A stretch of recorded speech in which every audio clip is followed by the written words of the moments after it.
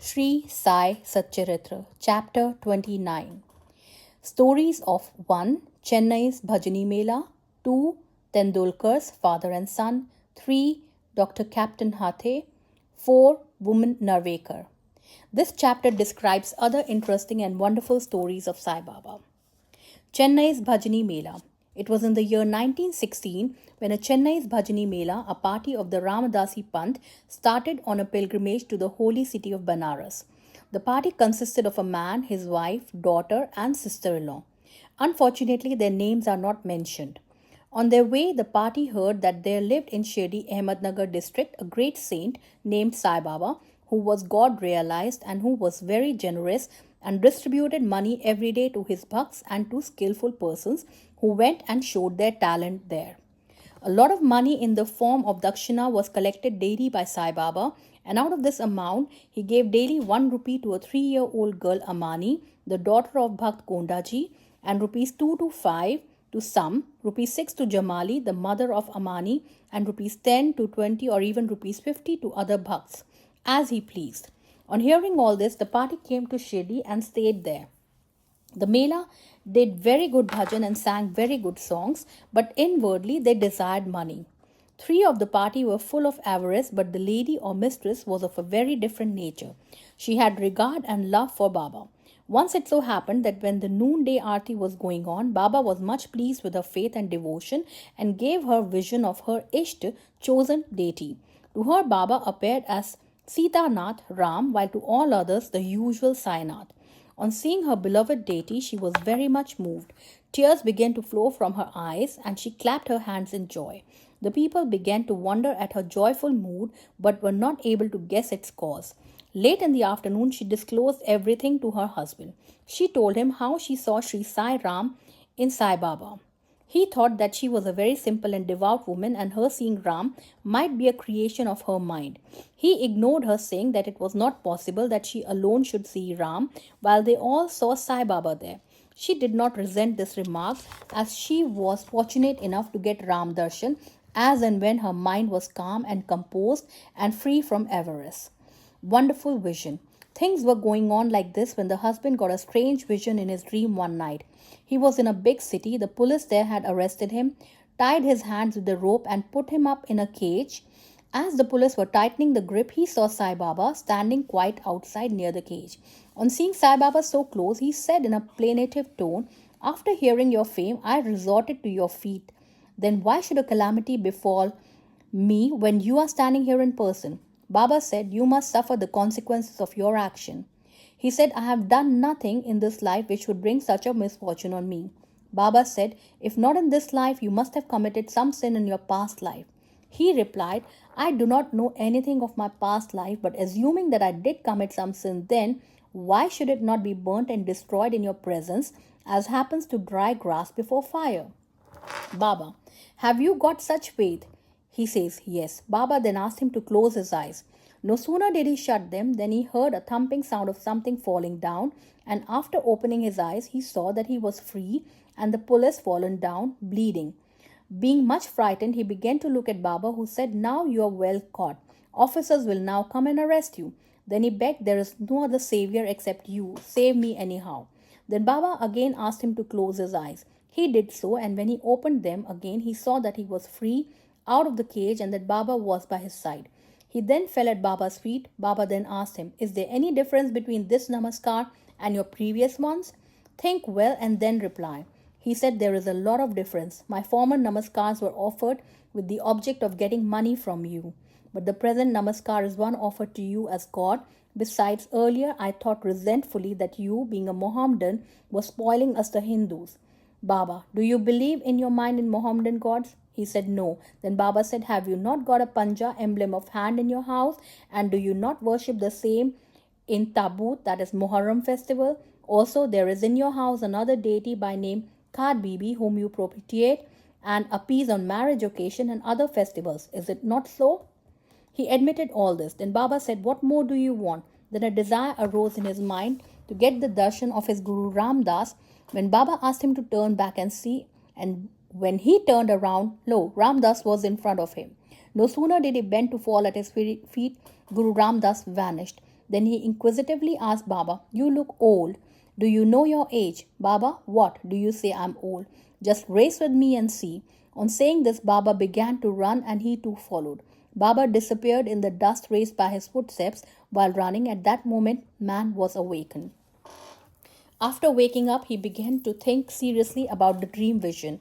His mental attitude was completely changed and he realized the greatness of Baba. After this, his doubting tendencies disappeared and pure devotion to Baba's feet descended on his mind. The vision was a mere dream, but the questions and answers therein were most significant and interesting. Next morning, when all assembled in the masjid for the aarti, Baba gave him as prasad 2 rupees worth of sweetmeats and also 2 rupees from his pocket and blessed him. He made him stay there for a few more days and gave him his blessing, saying, "Allah will give you plenty and He will do you all good." He did not get more money there, but he got far better things, that is, Baba's blessings, which stood him in good stead all along. The party got plenty of money afterwards and their pilgrimage was successful, as they did not suffer any trouble or inconvenience during their journey. They all returned home safe, thinking of Baba's words and blessings and the anand, the bliss they experienced by his grace. This story illustrates one of the methods which Baba followed in some cases to improve and reform his devotees. Tendulkar family. They lived in Bandra, a suburb of Mumbai, a Tendulkar family, all the members of which were devoted to Baba. Mrs. Savitri Bai Tendulkar has published a Marathi book named Sri Sai Bhajan Mala containing 800 abhangs and padas describing the Leelas of Baba. It is a book worth reading by those who are interested in Baba. The son, Babu Tendulkar, was studying hard day and night and wanted to appear for the medical examination. He consulted some astrologers. On examining his horoscope, they told him that the stars were not favorable that year and that he should appear for the examination next year when he would be certainly successful. This cast a gloom over him and made him restless. A few days afterwards, his mother went to Shirdi and saw Baba. Amongst other things, she mentioned the gloomy and morose condition of her son, who was to appear for the examination in a few days. On hearing this, Baba said to her, "Tell your son to believe me, to throw aside horoscopes and predictions of astrologers and palmists and go on with his studies. Let him appear for the examination with a calm mind. He is sure to pass this year. Ask him to trust me and not to get disappointed." The mother returned home and communicated Baba's message to her son. Then he studied hard and in due course appeared for the examination. In the written papers he did well, but being overtaken by doubts, he thought that he would not secure sufficient marks for passing, so he did not care to appear for the oral examination. But the examiner was after him. He sent word through a fellow student stating that he had passed in the written examination and that he should appear for the oral. The son, being thus encouraged, appeared for the oral examination and was successful in it also. Thus he got through the examination that year successfully by Baba's grace, though the stars were against him as indicated.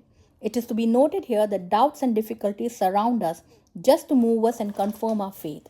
We are tested as if we only hold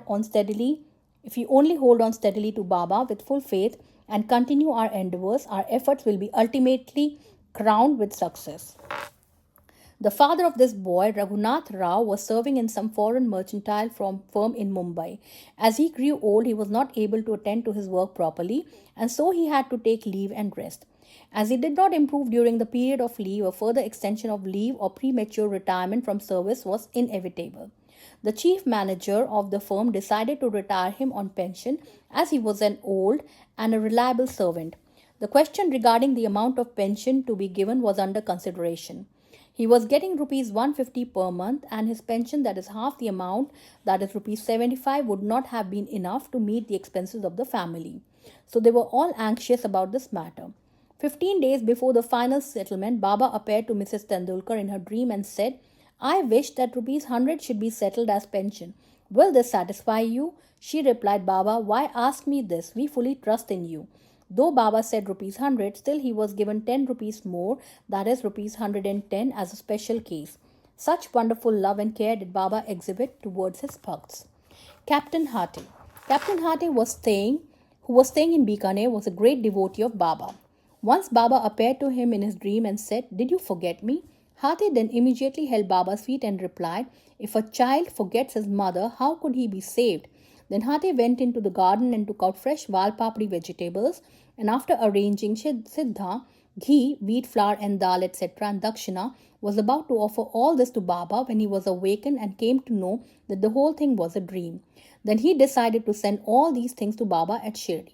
When he came to Gwalior some days afterwards, he sent rupees 12 by money order to a friend with instructions that rupees 2 should be spent in buying siddha articles and val papdi vegetables, and those should be offered to Baba with rupees 10 as dakshina. The friend went to Shirdi and purchased the things mentioned, but val papdi was not available. In a short time, a woman turned up with a basket on her head, which curiously enough contained the val papdi vegetables. It was purchased, and then all the things were offered to Baba on behalf of Captain Hate. Mr. Nimonkar prepared the nevedya, rice and val papdi vegetables next day and offered the same to Baba. All the people were surprised to see that Baba, while dining, took and ate val papdi and did not touch rice and other things. Hate's joy knew no bounds when he learned this from his friend.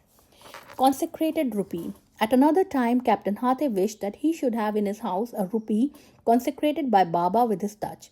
He came across a friend who was bound for Shirdi. Through him, Hate sent his rupee. The friend went to Shirdi and after the usual salutation, gave first his dakshina, which Baba accepted. Then he gave Hate's rupee, which Baba took in his hand and began to gaze at it. He held it in front, tossed it up with his right thumb and played with it. Then he said to the friend, "Return this to its owner with the prasad of Udi. Tell him that I want nothing from him. Ask him to live in peace and contentment." The friend returned to Gwalior, handed over the consecrated rupee to Hate and told him all that happened at Shirdi. This time Hate was much pleased and realized that Baba always encouraged good thoughts, and as he wished intently, Baba fulfilled the same accordingly. Vaman Narvekar. Now let the readers hear a different story. A gentleman named Vaman Narvekar loved Baba very much. He once brought a rupee. On one side or both of it were engraved the figures of Ram, Lakshman and Sita, and on the other reverse side was engraved the figure of Maruti with folded hands. He offered it to Baba with the hope that he should consecrate it with his touch and return it to him with Udi. But Baba immediately pocketed it. Then Shama spoke to Baba regarding Vaman Rao's intention and requested him to return it.